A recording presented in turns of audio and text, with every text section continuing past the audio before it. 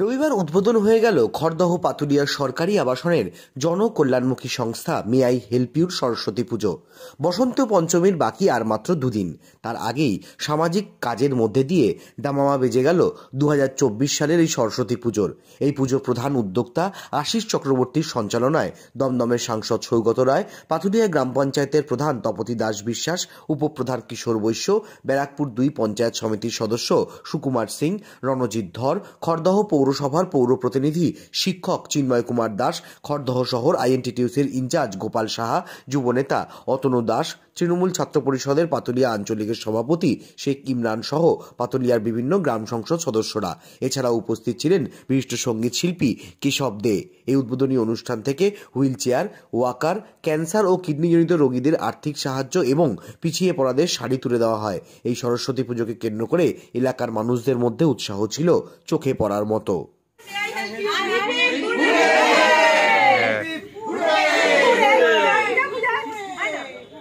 আসলে may I help you এর পক্ষ থেকে সরস্বতী পুজোর উদ্বোধন করা হলো। আমাদের অঞ্চল প্রধান, উপপ্রধান সবাই এসেছিলেন। আশিস চক্রবর্তী উদ্যোক্তা। ওর যেটা ভালো কাজ, 5 জন ক্যান্সার আক্রান্তকে 5,000 টাকা করে সাহায্য দিল, আর একজন প্রতিবন্ধীকে হুইল চেয়ার দিল, একজনকে ওয়াকার দিল। এই যে কাজটা মে আই হেল্প ইউ এর, খুবই প্রশংসার যোগ্য। আমি আশিস এবং মে আই হেল্প ইউ সবাইকে ধন্যবাদ জানাই। এটা আমাদের প্রত্যেক বছরেরই পরিকল্পনা থাকে যে আমরা একটু আলাদা টাইপের কিছু করব। মানে অনেক জায়গায় তো দুর্গা পুজো, কালী পুজো এগুলোকে সামনে রেখে অনেক রকম প্রোগ্রাম হয়, সামাজিক প্রোগ্রাম। আমরা সরস্বতী পুজোটাকে বেশি প্রায়োরিটি দিই, কারণ সরস্বতী হচ্ছে বিদ্যার দেবী। আর স্কুল কলেজ বা ছাত্র যারা আছে পড়াশোনা করে, তাদেরকে আমরা এই সমাজের মধ্যে থেকেই আমরা তাদের মাথায় একটা পরিকল্পনা দিতে চাই বা আমরা আমাদের বার্তা পৌঁছাতে চাই যে সমাজে থাকতে গেলে নানান রকম সামাজিক কাজ করতে হবে। এটা কি সবাই মিলে একসাথে পথ চলা, না পথ চলতে আনন্দ? না, সবাই মিলে একসঙ্গে পথ চলা। জনপ্রতিনিধি হওয়ার পর এই প্রথম সরস্বতী পুজো, সেখান থেকে দাঁড়িয়ে কতটা সবাই আশাবাদী হবে আপনার উপর? জনপ্রতিনিধি হওয়ার পরে প্রথম সরস্বতী পুজো ঠিকই, কিন্তু আমাদের একটা এই সরস্বতী পুজোটা একটা আবেগ, একটা মে আই হেল্প ইউ একটা আবেগ। এই আবেগের উপর দাঁড়িয়ে আমরা প্রত্যেকেই, শুধু আমি বলে না, প্রত্যেকেই এই সরস্বতী পুজোটা নিয়ে মানে 1 মাস 1.5 মাস আগে থেকে আমরা মিটিং করি, নানা রকম পরিকল্পনা করি, নতুন কিছু আনা যায় নাকি সেইভাবে চিন্তাভাবনা করি। আমরা সবাই মিলে এক জায়গায় আবদ্ধ হয়ে আমরা এটা করি। এবছরে নতুন কি চমক রয়েছে? এবছরে নতুন চমক বলতে আমরা থ্যালাসেমিয়া আক্রান্ত যে রোগী আছে তাদেরকে আর্থিক সাহায্য দিচ্ছি। আর কি সামাজিক কাজগুলো? সামাজিক কাজ বলতে আমাদের প্রত্যেক বছরই হয় যেটা বসে আঁকো প্রতিযোগিতা, যেমন খুশি সাজো প্রতিযোগিতা, বস্ত্র বিতরণ, তাছাড়াও ক্যান্সার, কিডনি আক্রান্ত যারা রোগী থাকে তাদেরকেও কিছু আর্থিক সাহায্য আমাদের সাধ্য মতন দিই। বাচ্চাদের আনন্দ দেওয়ার জন্য ম্যাজিক শো থাকে এবং প্রতিবন্ধী সরঞ্জাম থাকে।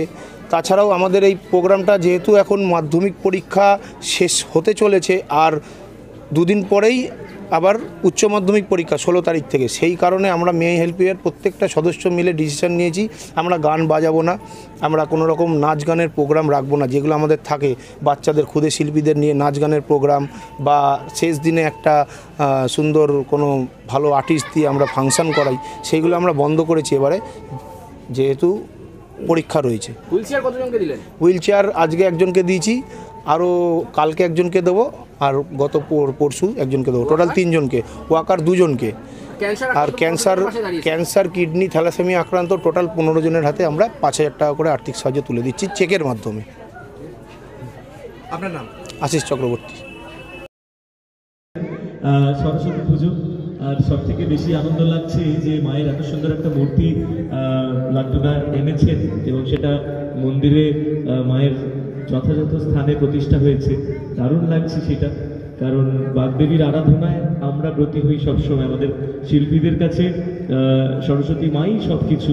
তো আজকে এরকম একটা অনুষ্ঠানে আসতে পেরে সত্যি ভালো লাগছে। এবং যবেই আমাকে দাদা বলেছিল যে আসতে হবে, কিন্তু আমি বলেছিলাম অবশ্যই যাব। আপনারা সবাই এসেছেন, সবার কাছে আমরা কৃতজ্ঞ যে আপনাদের ভালোবাসা আশীর্বাদ পেয়ে আমরা গান গাইতে পারি। এখানে অনেক বন্ধুরা ভাইয়েরা সবাই রয়েছে। Thank you. আমি আর বোধহয় আমার কাছে কিছু বলার ভাষা নেই। আবারও একই কথা যে আপনারা সবাই ভালো থাকুন, সুস্থ থাকুন। আমি আগেও একটা সময় এখানে মাঝে মধ্যেই এসেছি, আপনাদের কাছে এসেছি বিভিন্ন সময়। আপনারা একইভাবে লাট্টুদার সঙ্গে থাকুন, ভালোবেসে রাখুন এই মানুষটাকে, কারণ এই মানুষটা আপনাদের খুব ভালোবাসে।